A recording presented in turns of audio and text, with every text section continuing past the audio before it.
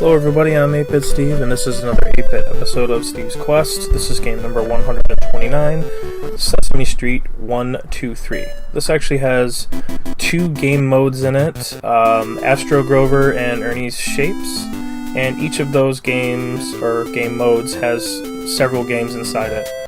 I'm going to play through as many of them as I can. Some of them are infinite, meaning you just keep playing and playing until you hit the select button.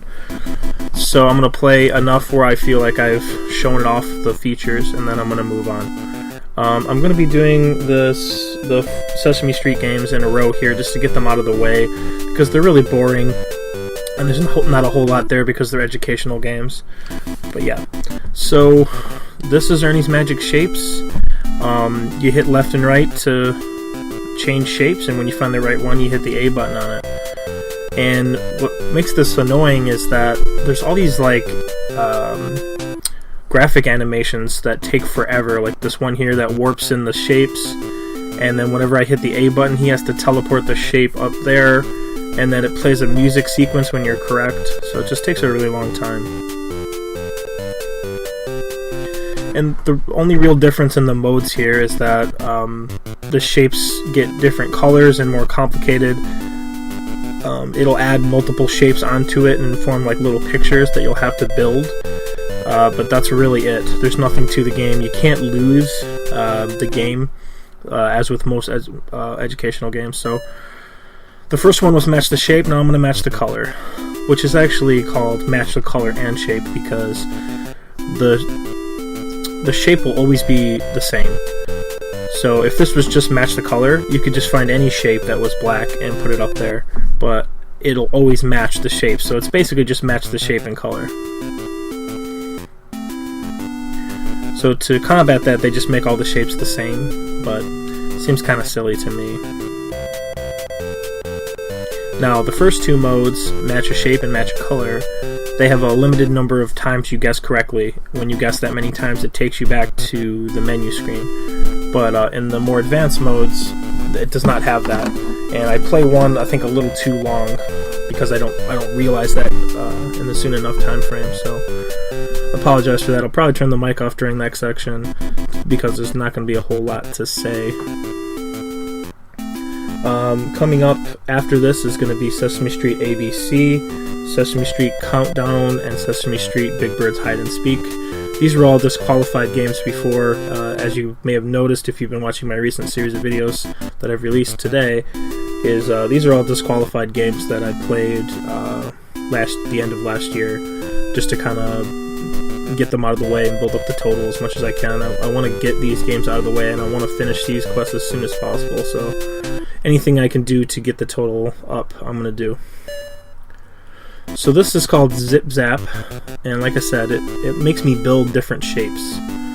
So I just find the correct shape, and I put it up there, and I build whatever picture that's making up there, and then I win. I think this is kind of a cool educational game for kids for that market, but I don't think any of these educational games were very successful in selling. Maybe I'm wrong, but I do remember that these Sesame Street games were kind of expensive. They retained their value really highly when I was a kid, when I would go to Funko Land or something. So trading these games in was always very lucrative. And what I would do a lot is a lot of people had these Sesame Street games because they had younger siblings and whatnot, but they just never really played them a whole lot. So I would trade for these games because I knew they had a high resale value at Funkoland. These were selling for anywhere from $30 to $50 aftermarket, which is crazy because they were selling for $60 to start. So I would go to Funkoland and trade them in for $20 to $40 depending on the game or the day, and I could get most of the new game out of those. And if they had 2 or 3 of these Sesame Street games, I would trade one game for them, like a Metal Gear or a Metroid or something, and I would get most 3 or 4 Sesame Street games for that, and then I could buy 1 or 2 new games with it, which was a pretty cool thing back in the day that I could do. I honestly find Astro Grover in this game to be a lot more fun than this match a shape crap. But hey, I am not a expert on educational games for kids, especially during this era, so maybe this was a hit, I don't know. But playing it now really sucks being an adult. But hey, it's got to get done. I gotta get all the games completed, so I can claim that I've done that, because very few people can claim that they have done that.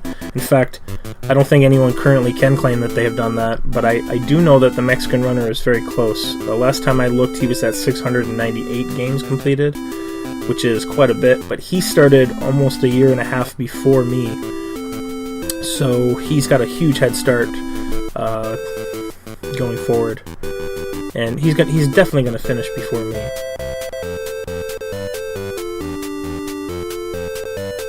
There were a couple other guys I saw doing something similar.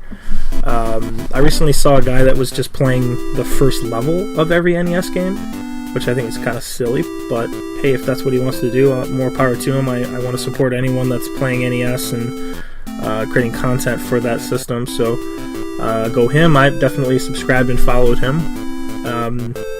There's a Swedish guy that I saw that was trying to do something similar to what the Mexican runner was doing.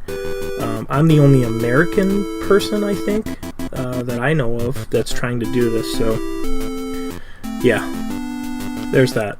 But again, I'm doing it for myself. I really want to play through all the games, sort of a bucket list thing for my life, to sort of close the chapter on the NES for me.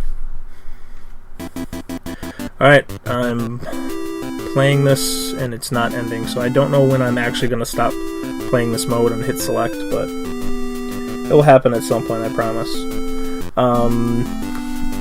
Just talking about some of the stuff coming up. I got the Sesame Street games coming up next. Those will be released today.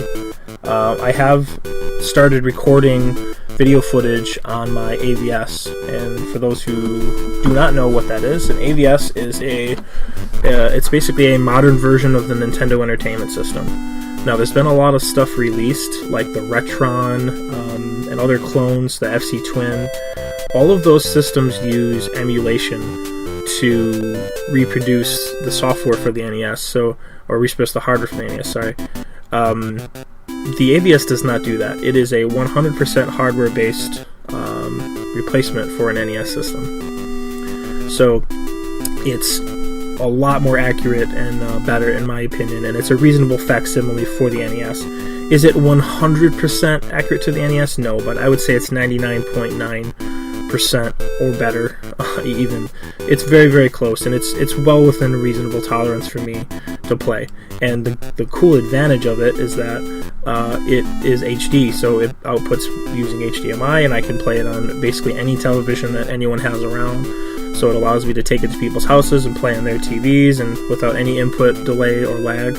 And it allows me to have a setup where I can play NES in a smaller space instead of having a large CRT TV, and an original Nintendo there.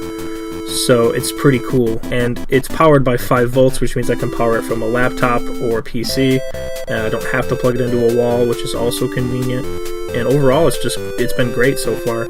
I've recorded about, I'd say, 6 or 7 games on it, and I haven't released any of those as episodes yet. I'm trying to get through my backlog of stuff I recorded on my original NES first, and then I'll start releasing some HD stuff from the AVS going forward. And just as far as the NES is concerned and going through all the games, I originally wanted to have all kinds of restrictions and making it as legit as possible, but the reality is that all I'm doing is making it more difficult for myself for really no reason. Playing the game is what really matters and getting to the end of it. If someone were to do this on an emulator, play through all the games, I think that's fine, if that's what they want to do. I personally think that's not as legit as doing it on the console, but it's up to that person to decide what they want to do with their time, and for me, I like to play it on the original console, and usually with the original cart. The only exceptions to that I've made are I will play on the AVS because I think it's just like the NES except for an HD. And I also play with the Power Pack, which is identical to an NES card in 99.9% of the cases. So to me, that's the closest I can reasonably get to the original cart using current technology to aid me in my quest. So, and that's just a whole lot of mouthful of stuff that I'm talking about while Ernie is showing me shapes here. I should have hit select probably about 5 shapes ago, but yeah. These Sesame Street games are going to be long and boring. I apologize for that. I want to get them out of the way and get them uploaded so that I can move on to better games. I am doing some request games very soon, which is my friend Michelle has 2 request games. I want to knock those out. I've already got one of them recorded, and I'm working on the second one diligently in the downtime between uploading episodes.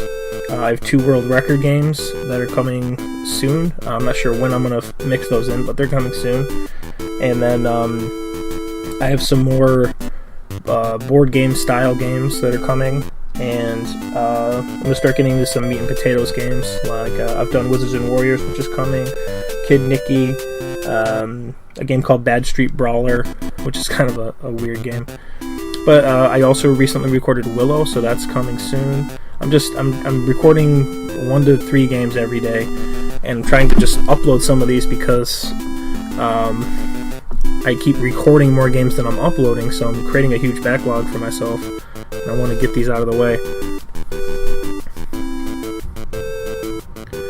Still haven't hit the select button yet. I'm just a glutton for punishment on this shape thing, I guess.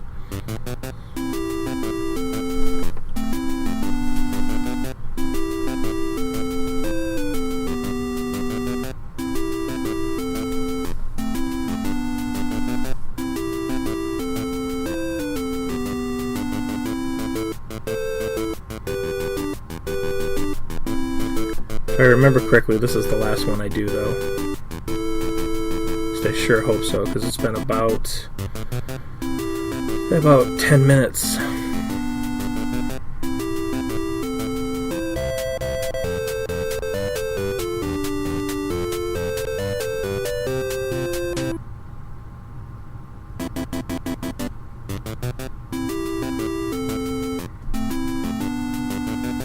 Looks like I'm going to keep going, and I'm going to make this tractor.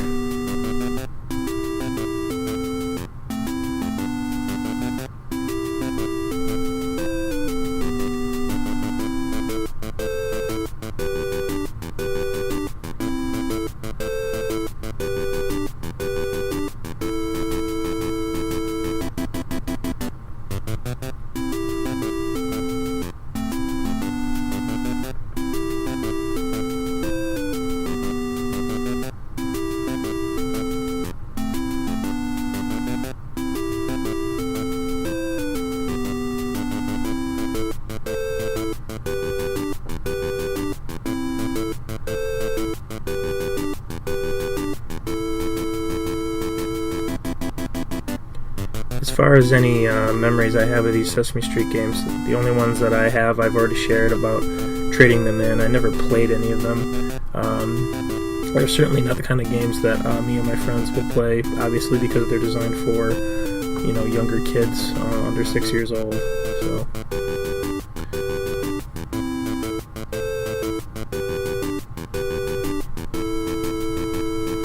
Although I did watch Sesame Street when I was younger, quite a bit. But this isn't the kind of game that I would want to play. Now, if this was like a platformer with some storyline to it, I would definitely play a Sesame Street game. Or I would have, as a kid. Alright. I think I'm going to hit select here. I sure hope so. I really want to get out of this mode. I've been playing for this for way too long.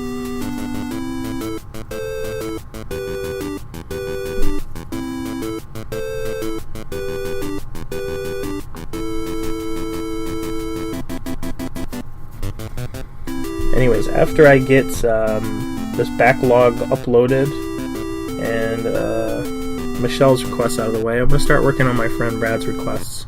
He has some games on his list that I really enjoy. I think one of them was actually Willow, so at least that's out of the way for now.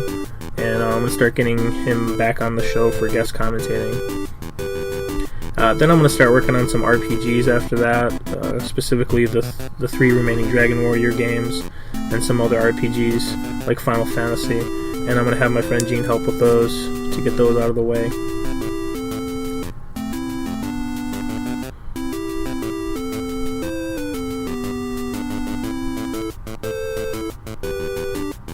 Oh my god, please hit select, Steve. Please stop doing this shape thing. You're making this video way too long for no reason. Okay, so I decided to stop.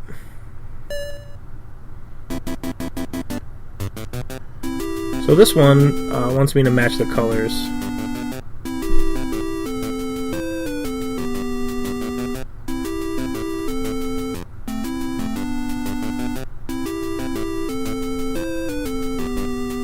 It's pretty easy. You basically just hit left and right to find the correct one of the correct shapes on the top left, and then you just hit the A button. And even if you select the wrong shape, it doesn't do anything to you. You don't have lives or anything like that. It just, the rabbit will come out and shake its head, and then you move on.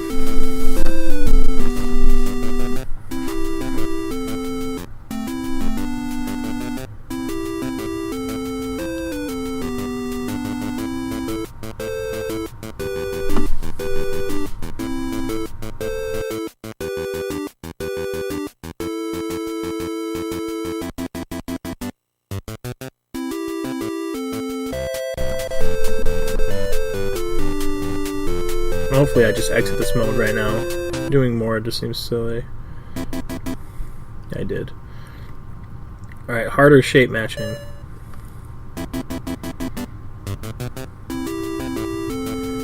Look how difficult it is to pick out 4 shapes.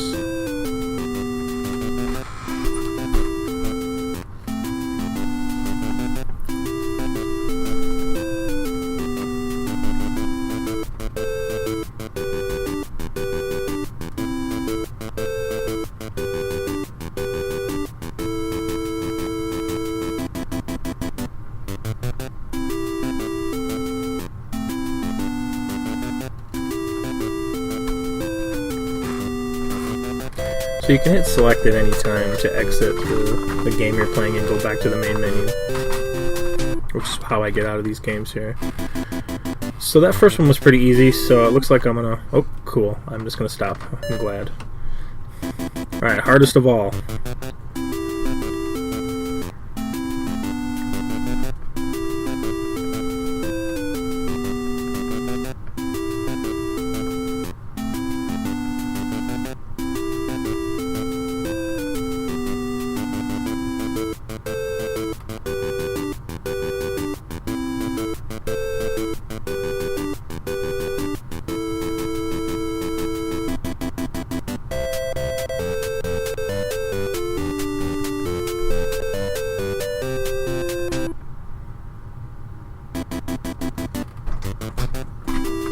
Looks like I'm going to do one more.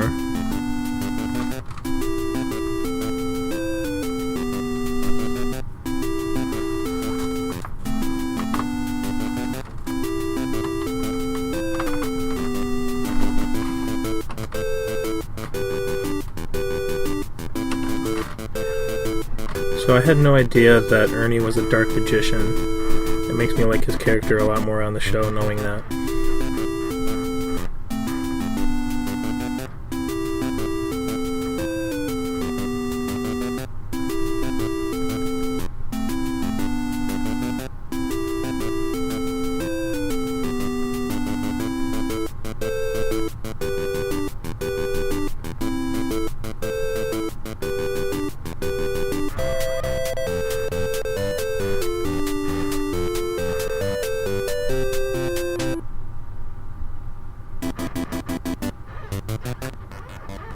Alright, so I reset the game so I can get to Astro Grover here.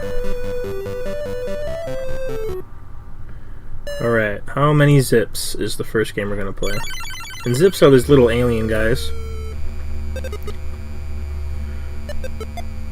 So at the bottom it has a numbered list from 1 to 9. So, and it's going to spit out a number of zips here, and it wants me to select the correct number.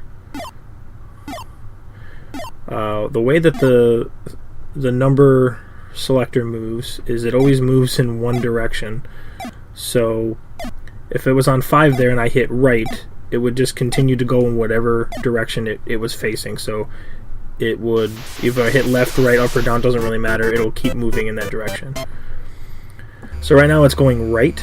So if I hit any button, it's going to go to 9 and then go back to 8, 7, 6, 5, 4, 3, 2, 1, and then back the other way. And it'll always move in those directions. I can't move it back and forth, which is kind of silly, really.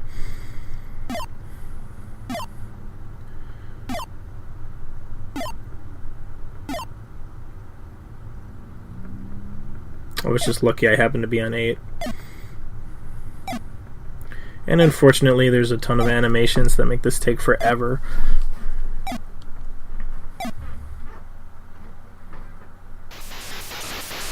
But once we reveal all these houses, we will be out of this mode.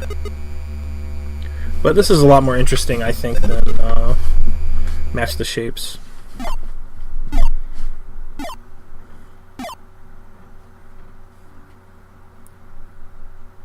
So like I said, so see how I was moving the cursor to the left there?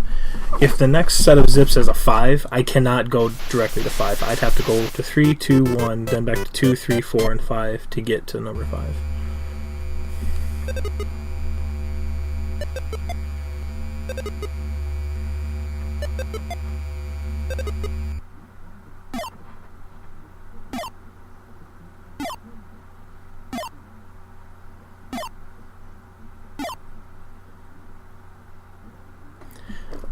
I guess they thought 6-year-old kids were too stupid to be able to determine which way was left and which way was right.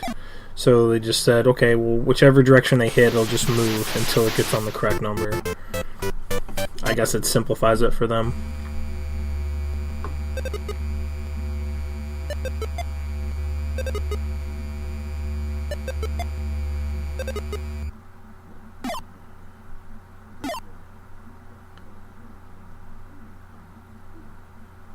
Alright, that should be it for how many zips.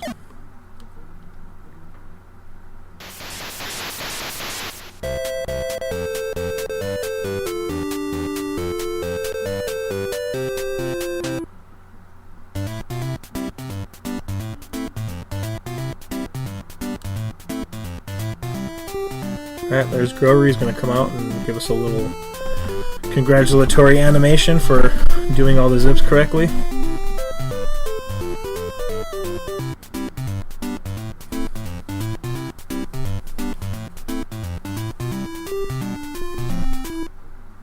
Alright, now we're going to do beam that number. This one's kind of strange. So the number on the right is 7. I have to wait until this beam goes over 7 guys. There's 5, so that's not correct. That's 6. That's 7. Now it's going to suck all those zips into the satellite here.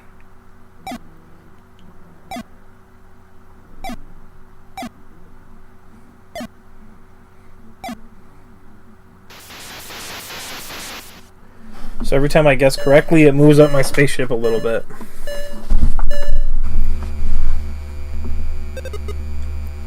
Got it first try that time. I'm not moving that beam, by the way. It just moves randomly however it wants to.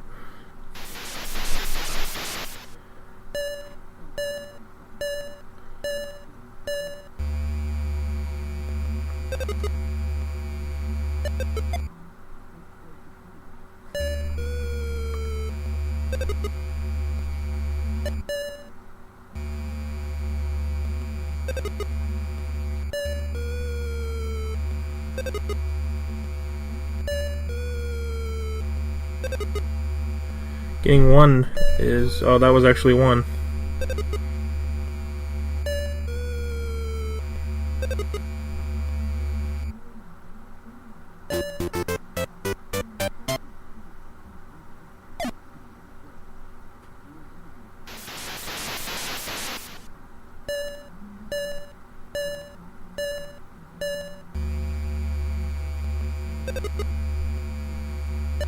That is way more than 6. Something else I'm going to talk about is I really wanted to do the Where in Time is Carmen Sandiego video game. I played the PC game quite a bit, and I watched the PBS show for Carmen Sandiego, and it was one of my favorite franchises as a kid. They even had a cartoon series, which was short-lived, for Carmen Sandiego. So I'm going to be doing that game pretty soon, but it's kind of long, so I have to do 35 cases in the game, and each case is going to take about 10 minutes, so it's going to be a pretty long video. Alright, this one is pretty simple. It's going to give me a math problem. I just solve it, and the cursor at the bottom is the same. So the second part is I have to tell it how many zips I'm going to add. So it gives me the first number, which was 5. Or maybe I selected that. I'm not sure. We'll see.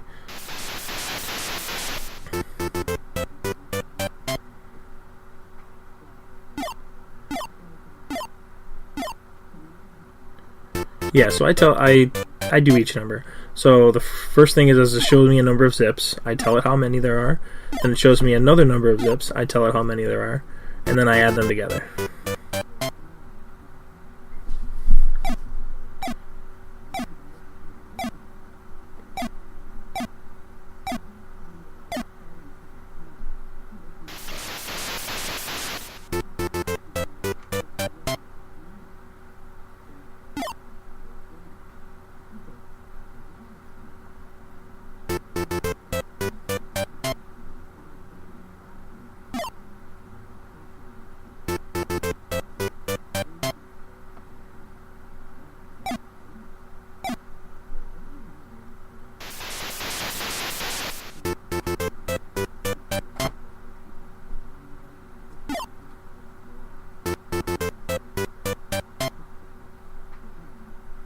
Getting pretty lucky with these zips here.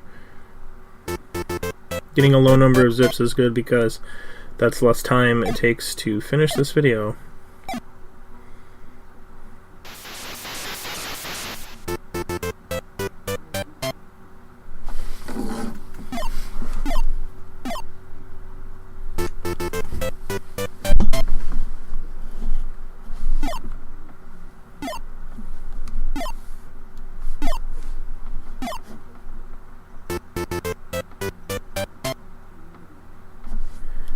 That'll be it for adding zips, and we'll move on to the final game, I believe.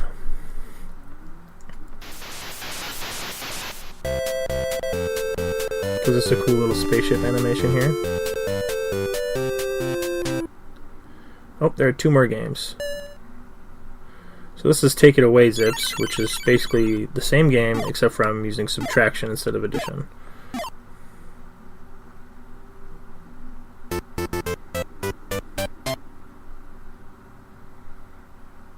So it took away 3 zips, leaving me how many zips? Which is 1. Luckily this mode is a little faster than the other modes. So again, I just tell it how many zips it starts with, which is 4 here. It's going to move any number of them to the right, which was 1 there, so it moved 1 to the right, and how many are on the left, which is 3.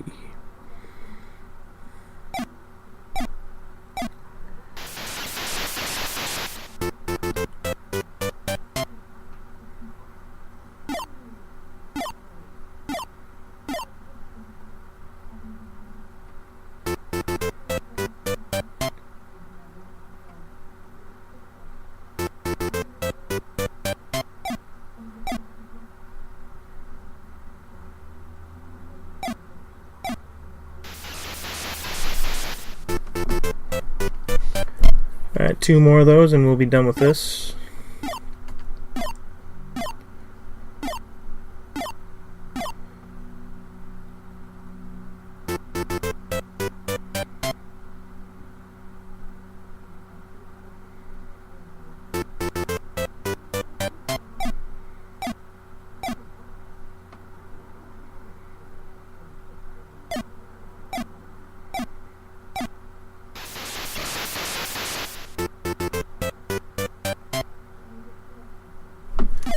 Alright, one more, guys.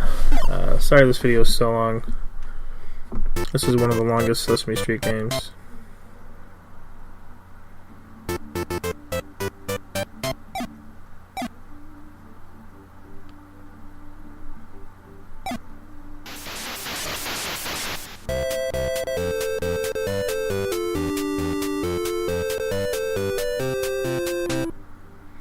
Alright, the final game. Some up, some down.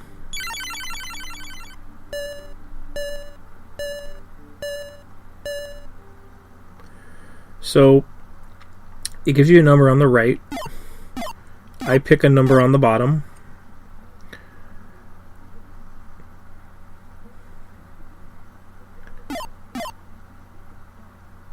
And I try to get the zips to that number. And unfortunately, they do all these silly animations in the center, moving them around. Once I get to the correct number on the right, all the zips go into the spaceship. And the spaceship will move up. If I'm lucky, I'll get a couple that only take 2 activations of satellites, sometimes even 1. This particular one takes 2.